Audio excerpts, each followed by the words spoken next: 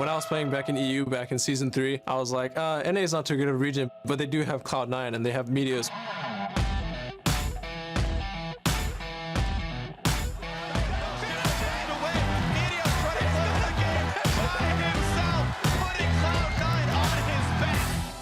He had a really distinct playstyle.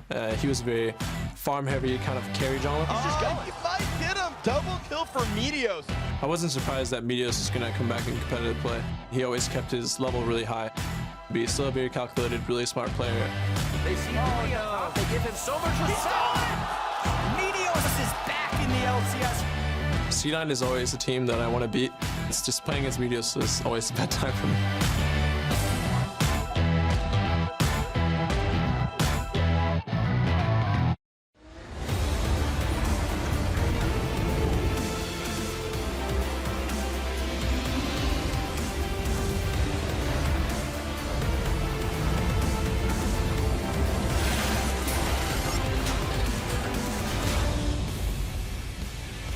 Good evening, LCS fans. It's Friday night, and we're pumped to have you spending it here with us. Now, there are 2 series on deck in the Battle Theater, and we are moments away from getting into all of the NALCS action. Of course, before that, we're getting a look at Cloud9's mid laner.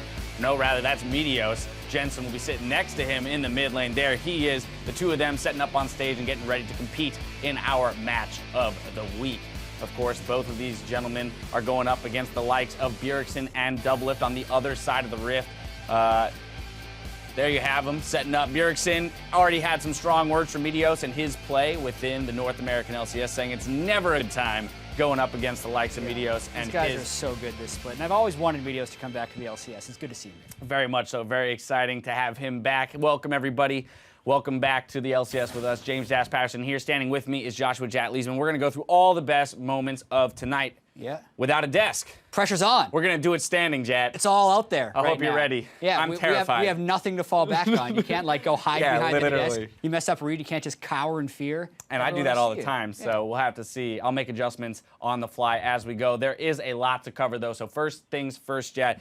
The LCS has been crazy so far, and we're only 2 weeks into the split. I know, it's been so good for a multitude of reasons. Like, even if we were still playing best of ones, I feel like the teams here are potentially the most competitive we've ever had. It seems like most franchises have stepped up in one way or the other, ramping up from spring to summer. And then, of course, you have the fact that we're doing best of 3s, which is just making it even better. We're seeing so many more games, and it feels like we actually are getting a pretty good judge of how good these teams are. Yeah, a more competitive landscape. A lot of that is due to the fact that the game has been ever-changing, obviously. We had a big patch in the Mage update, as well as 6.11 coupled with that. It has just created a very interesting evolution of League of Legends this summer. Yeah, so the mid-season patch had the Dragons, and I think that has some far-reaching applications as far as the way teams approach the strategy, but that didn't actually change champion select that much until we hit this most recent patch where, if we just use Europe as an example when they've been on the 6.11 patch, top lane actually has the most unique champion picks. And previously, it was like there was 3 of them up there. That's what MSI consisted of. So not only are we getting new strategies with the Dragons,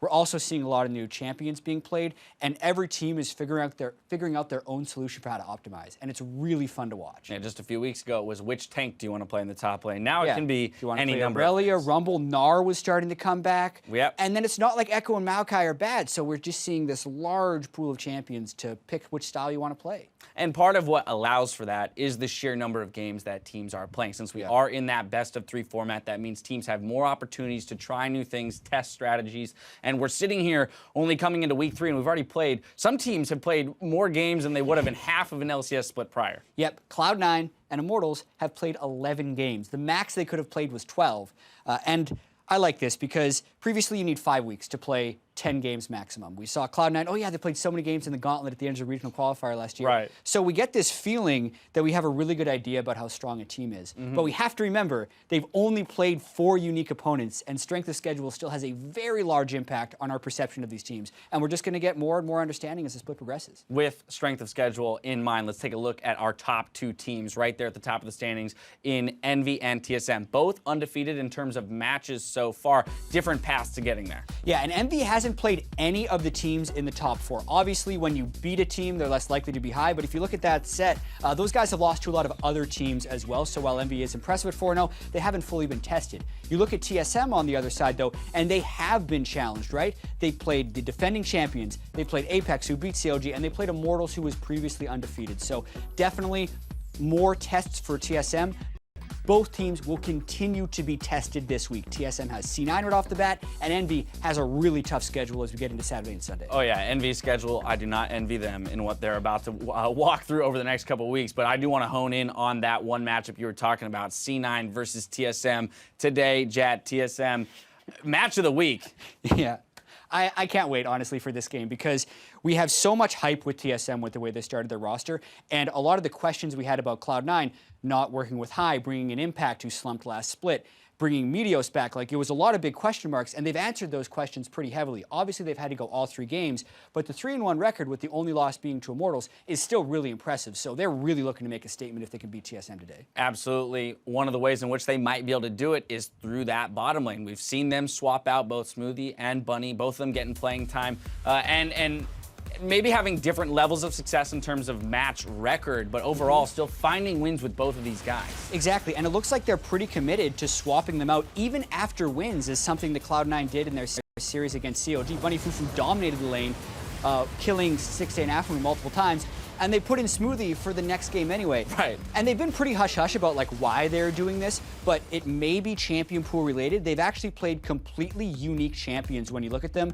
and numbers-wise, obviously Bunny Fufu shows up 5-1 versus the 2-3, but like a lot of Bard bans being drawn by Bunny Fufu, and a lot of Karma and range support play coming out from Smoothie, so maybe that trend continues. Maybe they decide to go with Bunny, but at least they're keeping their options open. It's kind of an interesting thing. Having those unique champion pools both works for you and against you, because if you put Smoothie in, the expectation he's going to play one of those 2 champions, maybe I now know how to draft against it, unless of course he pulls something out. Exactly. At the same time, because they can specialize, Bunny in 3 champions and Smoothie in 3 champions, the team does get to play with 6 support champions, all at an expert level necessarily. And as long as Sneaky and the rest of the team are comfortable with both supports, like it can only act as a distraction for the enemy team. They're like, oh yeah, this guy only plays Karma, let's ban the Karma. Then you're wasting a ban and Jensen gets Victor. So I really want to see how this progresses, because I think long term, they're going to have like the guy they put in clutch situations. So far it's been Bunny, but we just don't know yet. Yeah, natural next step and question regarding that kind of swapping bot lane is how our team's going to deal with it. And in particular, you've got TSM, a very seasoned veteran in Doublelift,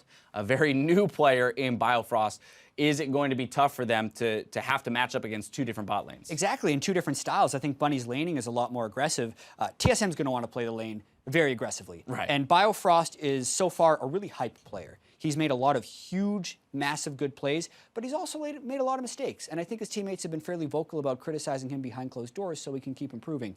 He's definitely going to have some volatile games, and you only increase that volatility when you're changing the things he's playing up against every single game. All right, well, just a little tee up for our match that's going to kick off in just a little bit. However, before we get to that, last week we announced that the North American Finals will be heading to Canada on August 27th and 28th. The Air Canada Centre in Toronto, Ontario will play host to the championship match. Of course, tickets go on sale Wednesday, June 22nd, so mark your calendars, and for more information, head over to lolesports.com. You can also find tickets for our weekly shows in the Battle Arena and Battle Theater. So get your friends, grab some tickets, and come on down to see your favorite teams compete right here in LA. Now let's get a look at how the league stands moving into our Week 3 contests. In first is TSM and Envy. We spoke about them earlier, both at 4-0. Cloud9 and Immortals are in third place lockstep, and Apex is 1 win ahead of our quartet of 1 and 3 teams, with Phoenix 1 rounding out the bottom of the standings. Now let's preview the matches coming your way tonight. Our late match is between Liquid and Phoenix 1. Liquid looking to start a streak, and Phoenix 1 still searching for that first win. But our first series tonight is our match of the week between NA Pillars, Cloud9, and TSM. Big one, no doubt. Throughout the day, we'll be looking on Twitter and trying to track the hashtag LCS Big Play. So get online and share your favorite moments from today's games, and we'll feature some of those comments later in the evening. Now, TSM and Cloud9 are almost set, so let's hand it off to our casters to kick off our match of the week. Thank you very much.